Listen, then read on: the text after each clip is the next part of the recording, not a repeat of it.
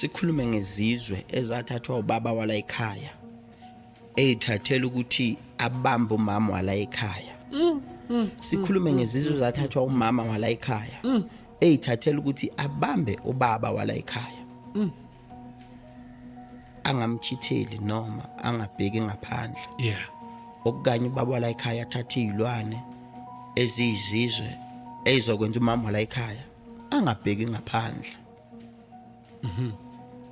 Okukanye sikhulume ngezilwane zokuthi lesi sikhwama sala ekhaya sidala, akekho umuntu wakwasithatha noma wasilawula. Kunekhehla la ekhaya laligaya izizwe, laligaya izizwe noma laligaya amabutho. Manje lesi sikhwama sesivuka sibe izilwane, sivuka sibe nolaka phezulu kwabantu abala ekhaya, sibahluphe ngendlela yokuthi kufanele yonke into ibuyele emuva ukuze size sinakeke ebese isilwane sivela kanjalo.